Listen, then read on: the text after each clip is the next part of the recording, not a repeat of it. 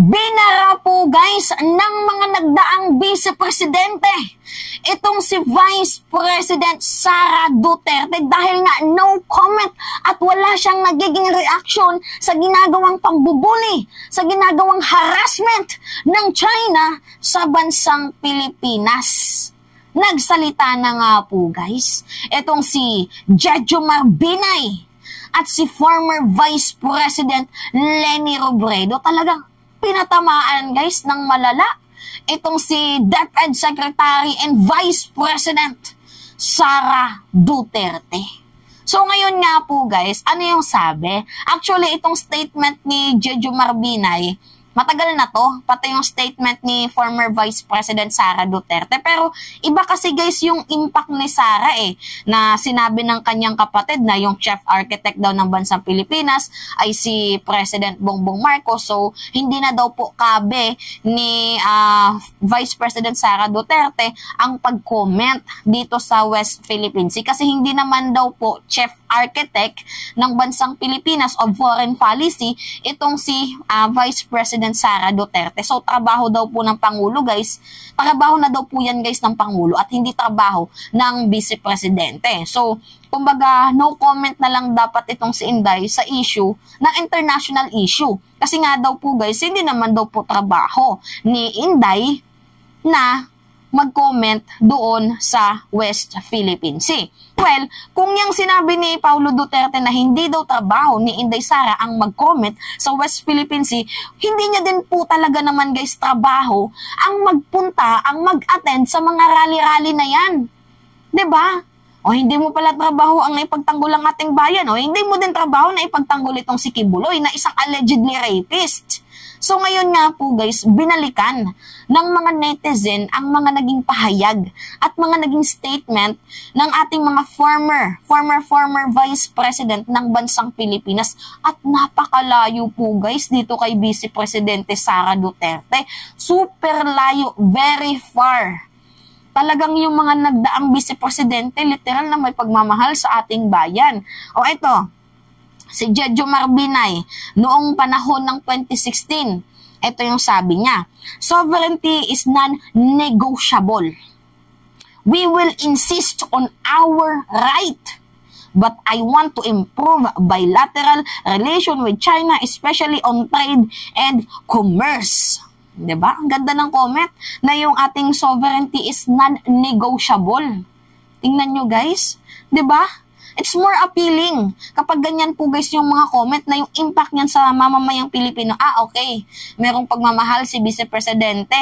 Kasi nga guys, binubuli na tayo Binubuli ka na, hindi ka pa magre-react, tarantado ka ba? Diba? O ngayon, ito naman yung comment ni former Vice President Leni Robredo. Ano yung sabi niya? Yung Pilipinas dapat talaga mamuno upang mapigilan ang patuloy na militarisasyon ng China sa West Philippine Sea. Dahil tayo yung may arbitral ruling at kailangan ni-leverage natin yung arbitral ruling na iyon. See?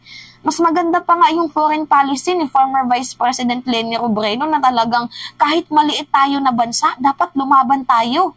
Hindi sa gerang pamamaraan, kundi sa diplomatikong pamamaraan. Diba? Yan po guys yung totoong may pagmamahal sa ating bayan. Yung hindi po tayo nagbubulag-bulagan, yung hindi po tayo tahimik sa bawat issue. Di porket nakapag-benefits kayo, diba? Di porket friends ninyo, ay tatahimik na lang kayo sa issue. Well, talaga nga naman tatahimik sa issue Meron ba namang secret deal? Diba? Meron ba namang binitawan na na kasunduan? Paano magsasalita yan? Ito namang si Pulong, nagsalita guys. Ito yung comment niya. Sabi dito, the question on the action of the Chinese vessel in the West Philippine Sea should be directed the chief architect of foreign policy, which is si President Bongbong Marcos, yung chief architect of foreign policy ng bansang Pilipinas. The Secretary of National Defense and Secretary of Foreign Affairs. So sila dapat yung mga yung mga institusyon na nagsasalita at dapat tanungin sa issue ng West Philippine Sea. So, hindi daw po yan guys trabaho ni Vice President and Deputy Secretary Sara Duterte na i-demonize ang China or kahit anong bansa sa ganyang matter. So, hindi daw po trabaho yan guys ng Vice Presidente kasi yung trabaho niya lang daw po ay pagiging OVP at yung pagiging Deputy Secretary. Okay, dyan tayo sa hindi trabaho ng ating Vice Presidente na ipagtanggol ang ating bayan sa laban sa mga mapanupil na mga bansa. So, hindi rin naman ata trabaho ni Vice President Sara Duterte na ipagtanggol itong allegedly rapist, itong allegedly sex offenders, 'di ba? Na si Kibuloy. So, kung hindi niya trabaho na ipagtanggol ang ating sariling bayan, so bakit niya tinatrabaho ang pagtatanggol kay Kibuloy na in the first place, hindi niya rin naman yung trabaho? See? Ang double standard, no? So ngayon, si Inday nagsalita na. Ito yung sabi niya, no comment. I think comprehensive na yung statement ni Congressman Paulo. Yan guys yung kanyang sinabi na siguro naman naintindihan nyo na yung sinabi ng kapatid ko na hindi ko trabaho yung mag-comment sa West Philippine Sea kasi hindi naman ako yung chief architect of foreign policy ng bansa. Sabi niya, that should be answered by the Department of Foreign Affairs and Secretary of National Defense.